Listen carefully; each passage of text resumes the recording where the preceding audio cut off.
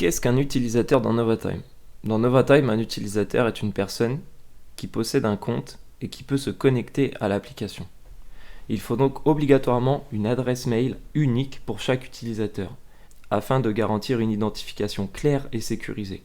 Cette dernière lui sera également utile pour la création et la récupération de son mot de passe en cas d'oubli. La création et la gestion de vos utilisateurs dans Novatime s'effectuent à deux endroits. Il faudra dans un premier temps créer notre utilisateur, puis par la suite l'affecter à notre projet. Pour ce faire, je me rends donc dans les paramètres de mon organisme, ici tout en bas, utilisateur. Je visualise donc l'ensemble de mes utilisateurs déjà présents sur mon organisme. Pour créer un nouveau, je clique sur Nouvel utilisateur. Je renseigne donc l'adresse mail de mon utilisateur ainsi que son prénom et son nom. Attention, assurez-vous de saisir correctement le prénom et le nom car ils détermineront l'identifiant de connexion de votre utilisateur. Je sélectionne ici le rôle de mon utilisateur. Il vous faudra choisir entre administrateur ou utilisateur. Dans mon cas, je veux que Jade soit une utilisatrice. Pour faciliter la communication au sein de vos équipes, vous pouvez également renseigner le numéro de téléphone de votre utilisateur. Il sera visible par les autres utilisateurs en cas de besoin. Il ne me reste plus qu'à cliquer sur le bouton « Créer ». Mon utilisateur est créé avec succès. Petite astuce. Vous pouvez ajouter un préfixe devant le nom de votre utilisateur afin de différencier le statut de vos utilisateurs et donc faciliter l'identification de ces derniers. Cependant, faites attention, il faudra modifier le préfixe une fois l'utilisateur créé afin de ne pas altérer les identifiants de connexion de votre utilisateur. Une fois votre utilisateur créé et enregistré, si vous modifiez le préfixe de votre utilisateur, il vous suffira de cliquer encore une fois sur Enregistrer.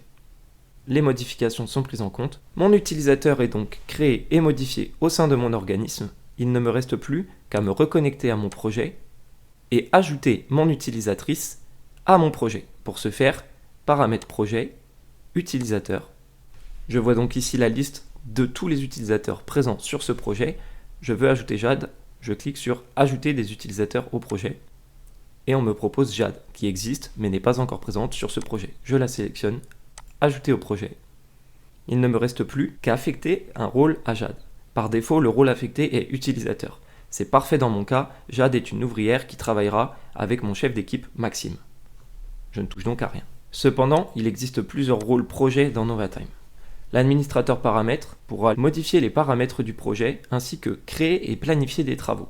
L'administrateur pourra créer et modifier des travaux mais ne pourra pas toucher aux paramètres de votre projet. L'utilisateur planification, comme pour Maxime, mon chef d'équipe, est un rôle d'utilisateur. Cependant, il aura la particularité de pouvoir planifier des travaux qui lui sont attribués. Parfait pour un chef d'équipe. Un observateur, lui, est une personne qui pourra visualiser l'ensemble de vos travaux, laisser des commentaires, également visualiser des pièces jointes, mais ne pourra pas être affecté à un travail, ni même modifier quoi que ce soit. Dans mon cas, Jade est une ouvrière qui travaillera avec Maxime, mon chef d'équipe. Je peux donc la laisser simple utilisatrice. Il ne me reste plus qu'à valider que Jade est présente dans mon planning. Je la vois. Je peux donc maintenant lui planifier son travail pour demain. Et voilà. Petite précision tout de même.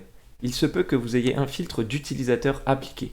Si vous ne voyez pas votre utilisateur dans le planning, pensez à l'ajouter dans le filtre en question. Et voilà, j'espère que ce tutoriel aura été clair pour vous et je vous dis à bientôt.